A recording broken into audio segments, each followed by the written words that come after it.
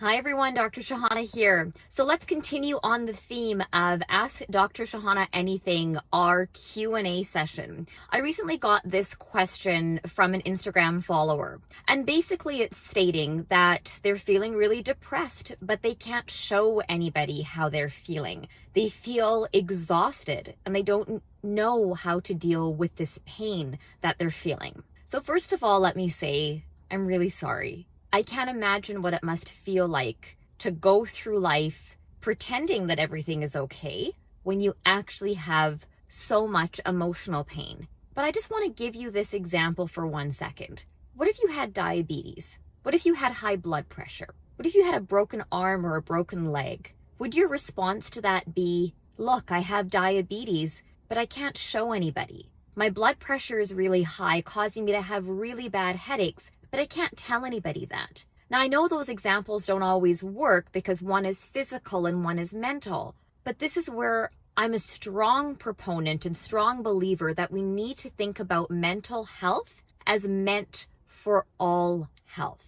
You are the one right now who is suffering. When 1 in 5 of us, 1 in 5 at some point in their life, won't just feel anxious or depressed. That's 100% of us. We all will feel that at one point in our life. But as you go about your day, I want to remind you that as you look around the room, as you look at your friends and family, 1 in 5 of those people are feeling like you're feeling. So what if we change the dialogue? What if we change the tune? And if I asked you, what if it was your friend or your daughter or your son or your mother or your father who was feeling this way? What would you tell them? Would you tell them to hide this emotional pain? Would you tell them to live with their depression without telling anybody?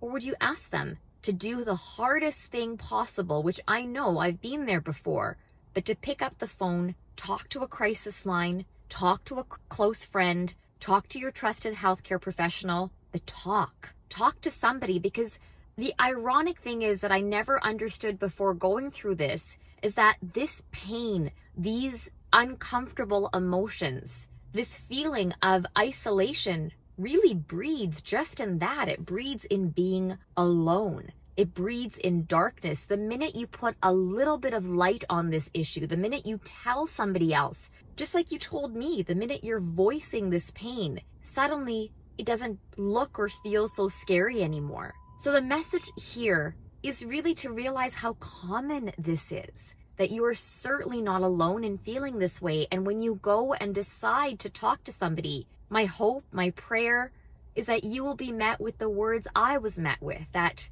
I get it. Me too. I've got you. I understand. Any or all of those things. And the second key message is maybe don't think of yourself in this position. Think of someone that you really, truly love. What if they were experiencing the pain that you were? What advice would you give them? Because more often than not, we hold ourselves to such a high standard. So think about that for a second. Think about that person that you love and think about the advice you would give them. And just for a second, give yourself that advice. I really hope that helps.